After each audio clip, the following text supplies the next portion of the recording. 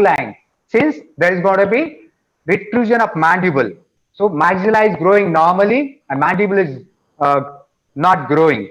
In such cases, you'll find trochleation of upper teeth. Then because of the trismus or inability to open the mouth, there's going to be multiple carious teeth with poor periodontal health and severe malocclusion because of the growth restriction, crowding, and multiple impacted teeth. Now, what are the diagnostic modalities apart from your clinical examination, which we saw what are the clinical features? Most important diagnostic radiographs or imaging modalities. First one is going to be your orthopentamegraph. More or less, OPG is available in more or every center. One can easily appreciate in this particular radiograph antigonial notch, and one can see the temporomandibular joint. This is more or less Swaney's class 2 classification, where coronoid is elongated. One can see the sigmoid notch, and there is a ankylosis, which but joint space at some particular point is seen. So this is class 2. One can have a modified Townes view, then submental vertex view, which will tell you about the zygomatic arches, is there any fusion. And nowadays we have got excellent imaging systems like a 3D imaging, plain CT scans, and 3D CT scans. So these are the minimum radiographic and CT scan images, which will tell you about the extent of the temporomandibular joint ankylosis. Now, what is the sequence? Why do you want to treat this particular temporomandibular joint ankylosis? Especially, why do you want to treat? Because this can cause severe problems. It will cause normal facial growth and development is affected. Patient's speech is affected. There is going to be dietary deficiency. There is going to be respiratory problem, malocclusion, multiple caries teeth, which as we talked about clinical features, and psychological problem. So these are the problems which patient can come across. So we'll go through quickly about what are different surgical modalities or different treatment modalities. Undoubtedly, when you have been asked this particular question, you are going to write about, you are not going to write about all the modalities. You must see what exam, what question has been asked. What is the age of the patient? Whether it is a unilateral ankylosis, bilateral ankylosis, then you decide how to frame your answer. Apart from that, undoubtedly, these particular surgeries are going to be done under general anesthesia. So you are going to mention about general anesthesia. You are going to write about difficulty in intubation. Most of the time now, we have good advanced technology like fiber optic intubations. During older days, there used to be awake intubation. So in Viva also, they will ask you, what are the difficulties we'll encounter in giving anesthesia to the temporomandibular joint ankylosis patient? So you need to talk about awake intubation if you don't have fiber optic intubation facility. So you need to talk about general anesthesia. So what are the different surgical modalities or different surgical surgeries performed for the temporomandibular joint ankylosis? One is condylectomy, gap arthroplasty, interpositional arthroplasty, and total TMJ reconstruction. Now, their name itself suggests. What is condylectomy? It was first performed by Humphrey. It is used in fibrous as well as bony ankylosis where condyle is disturbed. It's done via preauricular incision. Horizontal cut is given at the level of the condylar neck. Condyle is separated from the superior attachment carefully, and rest of the stump should be smoothened and wound is closed in layer. One can see this particular preauricular incision. The condyle is exposed here. This condyle is removed, and later on, lower end of the ramus is smoothened nicely, so it shouldn't impinge on important vital structures like a internal maxillary artery, and then surgical wound is closed in a layer. This is a simple condylectomy. Now, what will happen if you do the condylectomy and leave that particular area like that? There are chances where you can have a re-ankylosis if that particular condylar condylectomy portion is not been interposed in, or there is, if you don't put anything between. So this is the way how conductome is being done, and there is going to be deviation of mouth. One can see the deviation of mouth in this particular slide because one side condyle is removed, and this is the mouth opening which we have achieved. So second technique is gap arthroplasty. One can appreciate there is a around 2 centimeter bony chunk has been marked here. Where it is been done, in some cases where there is extensive bony ankylosis, it is not possible to demarcate where is the upper joint space, where is the lower joint space, where is the zygomatic arch. In such cases, there are two horizontal cuts are made to create small gap. That's why it is called gap arthroplasty. You tend to get a short note on gap arthroplasty, wherein you need to write about definition, what is a gap arthroplasty, what for it is done, what are the indications, and what are the drawbacks. So what precautions should be taken during gap arthroplasty? You need to create a gap of equal dimension to prevent the bony reankylosis. This is followed by removal of the coronoids, maybe on one side, or sometimes you tend to require removal of the coronoid on other side too. And vigorous physiotherapy or vigorous mouth opening exercise immediately on the second day. So we are going to come to it in a short while. That is the Caban's protocol. Once I finish with all the 4 treatment modalities. What are the drawbacks? One can have a deviation of mandible to the operated side. Just now I showed you one slide. Patient can develop anterior open bite, creation of pseudo articulation and short tremors, and failure to remove all pathology. Remember, in case of gap arthroplasty, we are not removing the upper joint space. We are leaving the pathology or ankylosed fused bone over there. We are just creating a horizontal cut and we are removing a chunk of bone and creating a gap. That's why it is called as a gap arthroplasty. And there are chances of re-ankylosis, or it can heal as a normal fracture. So this is how gap arthroplasty has been done. Now we'll go towards the interpositional arthroplasty. What is interpositional arthroplasty? The gap, whatever gap we have created by either removing the temporomandibular joint condyle or gap arthroplasty will be lined with the help of some material. So the procedures involve creation of gap, but in addition to a barrier is inserted between the surfaces to avoid recurrence. We saw drawback of gap arthroplasty is recurrence. And in addition to that, we saw there is a decrease in vertical height of the ramus. So whatever portion you have resected, you are going to put something over there that is called as interpositional arthroplasty. Now, they might ask you in Viva, what are the different interpositional materials used? So you can always say they are autogenous, heterogeneous, or alloplastic. Autogenous can be your simple temporalis muscle, which you can slide it over there. It can be temporalis fascia, fascia lata, cartilaginous graft. It could be costochondral, which is seen on this particular slide on the right side. It can be sternoclavicular, auricular, dermis. Heterogeneous could be chromatized submucous of pigs. These are just to fill your paper. Then alloplastic could be metallic condyle and non-metallic silastic Teflon. So what is the advantage over here? These particular procedures involve the creation of gap, but in addition, as I told you, it will, this particular portion which we have removed will be filled with the help of some material. This is a case of bilateral ankylosis where bilaterally there is a joint is reconstructed with the help of temporomandibular prosthesis. Now, this particular case I am showing you just for the you to write, think about answer. They might ask you. I've seen several questions in MUHS exam since 2000. They'll ask you what is defined TMJ ankylosis. Discuss clinical features and management of TMJ ankylosis at the age of 7, 8, 9.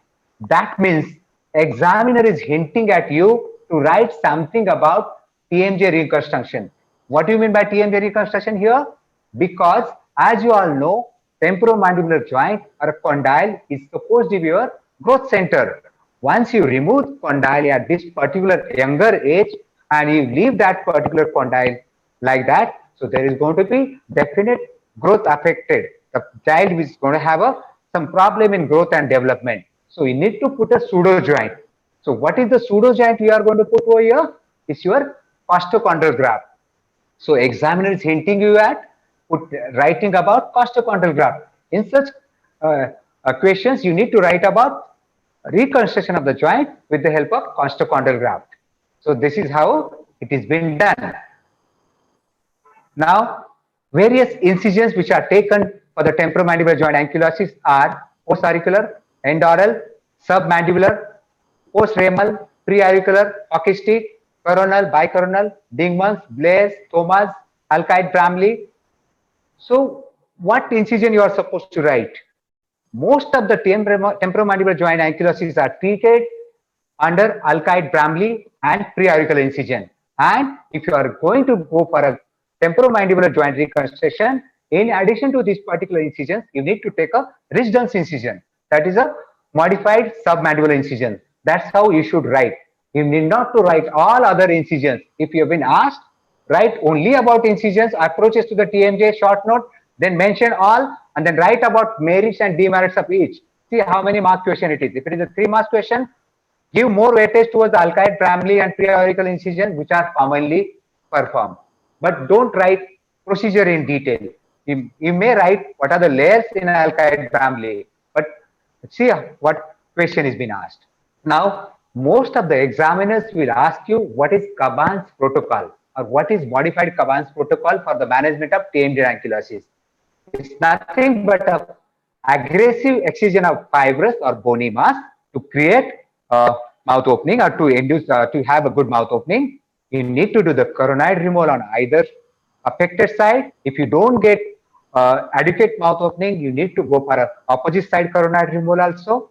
Then whatever joint you have removed, you need to line that particular joint with the help of temporalis fascia or some other material. Then you need to reconstruct that resected condylar unit with either distraction osteogenesis. I'm not going to go in details of distraction osteogenesis because it's a postgraduate portion, but you must you must take a note of costochondral graft as an undergraduate student. Then followed by early mobilization of jaw. How early? You need to start mobility or physiotherapy within 24 hours. That's what Caban's protocol says. So that is a aggressive physiotherapy. So this particular question can come as a viva question or it can come as a short note, the Caban's protocol. So when you are framing your answer for temporomandibular joint ankylosis 10-mark question, in that you need to write about Caban's protocol. In short, to summarize, you need to see this particular chart. So what age patient is coming to you, whether patient is coming to you at early childhood, early adolescence or adult.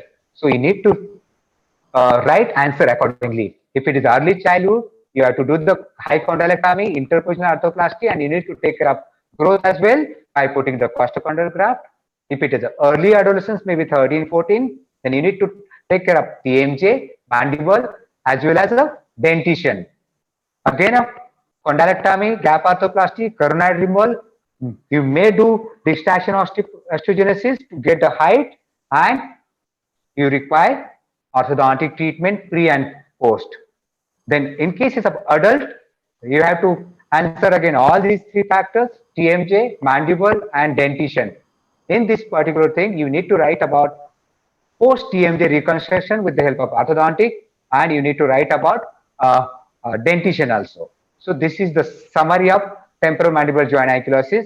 So if they don't mention about any age, you need to write about all 3, early childhood, early adolescent and adult. So no surgery, as Datarkar sir said, no surgery is without complications.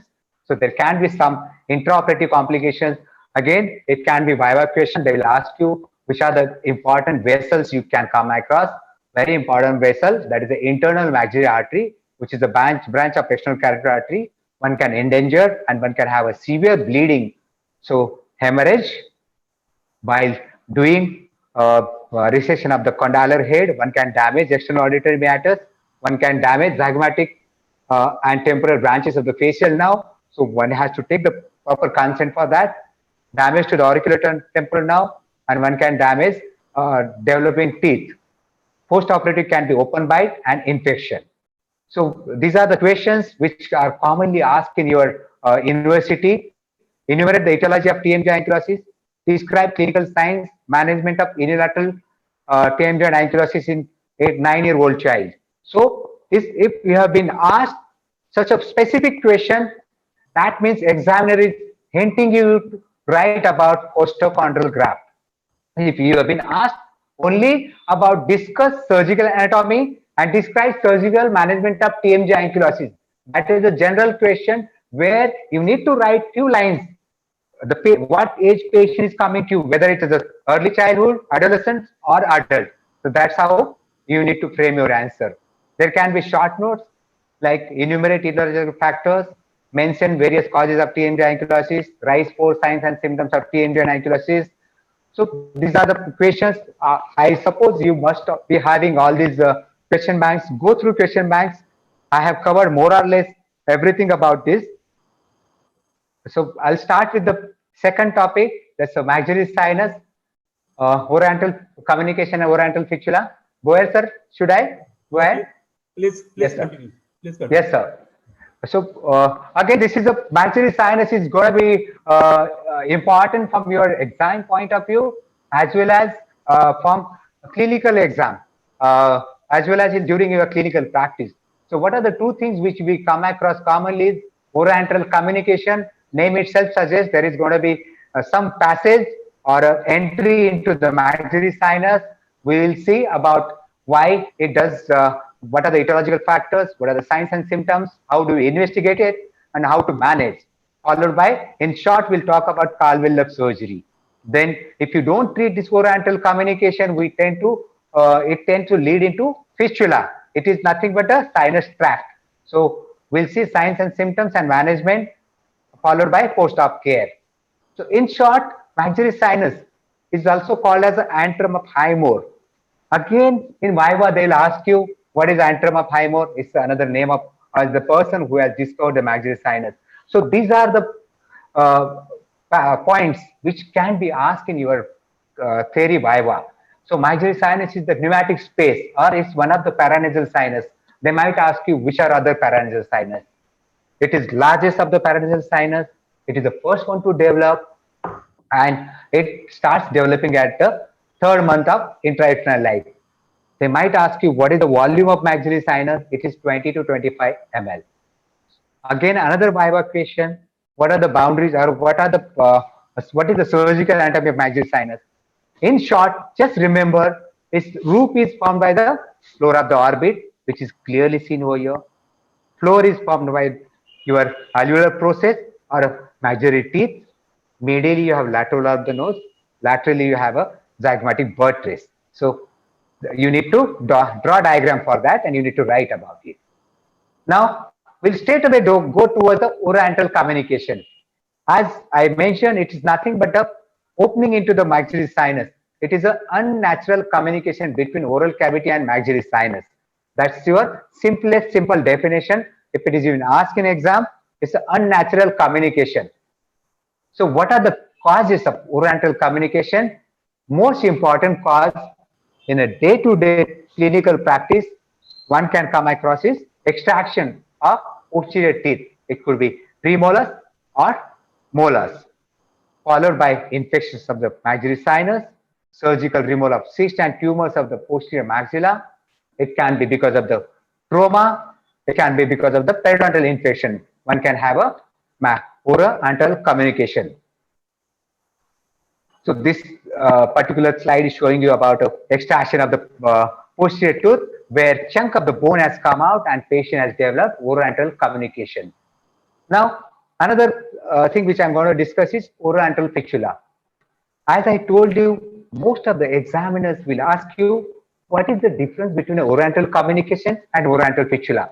Undoubtedly, oral-anal fistula is also again a passage, but if you don't treat oral-anal communication, if you leave it like that, it will get converted into fistula.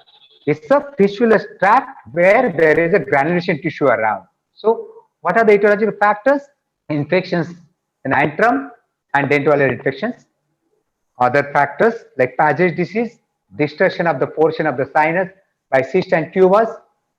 It could there could be some iatrogenic causes like during orthodontic surgery, following failure of the primary healing of oral-anal communication. As I told you in the beginning only, if you don't treat oral-anal communication, it will get converted into oral-anal fistula, and if you don't treat oral-anal fistula, that will become a chronic oral-anal fistula, and patient will develop chronic maxillary sinusitis. You tend to get short notes on oral-anal communication, oral-anal fistula, chronic maxillary sinusitis. You have to see what kind of question has been asked. If it is a communication, it is within the 24 hours or immediate opening of maxillary sinus. Fistula after 24 hours. Chronic maxillary sinusitis purging. If you don't treat oral-anal fistula, if it remains chronically, then you land up with the chronic oral-anal fistula. That's how you need to answer it. So what are the signs and symptoms of oral-anal communications? Once you remove that particular tooth, could be because of extensive ankylosis of the tooth, or there could be dense bony fragment will come attached with the tooth, and you have a oral-anal opening. You can have a floor of the maxillary sinus attached to the tooth. You can have a maxillary tuberosity coming out with the help of with third molar during removal of some root pieces which are gone in the sinus, or during removal of some small cysts and tumors. One can have a oral-anal communications, and which will cause fogging of the mirror. One can see the huge chunk of the bone which has come with the posterior tooth. This will create a oral-anal communication. You need to have good radiograph to see this particular oral-anal communication. So what are the signs and symptoms of oral-anal communication? Especially early symptoms and late symptoms. What are the early symptoms? Patient will immediately tell you there is an escape of fluid from the nose. Immediately after extraction, patient will tell you, I'm getting the regurgitation of fluid. Epistaxis, because there is going to be bleeding within the maxillary sinus, which is going to come out to the nostril. Escape of air from mouth into nose. Enhanced column of air that will create altered voice, and in some cases there will be severe pain. Not necessarily will have a severe pain. So in short, you need to write 5 E's. Then what are the late symptoms? You need to write 5 P's. Patient might develop chronic pain, persistent purulent discharge, because you're not treated that particular oral-anal communication, and which will have a persistent foul smell. Then post-nasal drip, and you will have a popping out of a oral-anal polyp. These are the signs of oral-anal fistula or late symptoms of oral-anal fistula. So how do we investigate this? On clinical examination, we'll see socket. There can be osseous defect to the naked eye. You can have a nose blowing test. One can have wisp of cotton wool test. Mouth full of water you can give it to the patient. You can ask patient to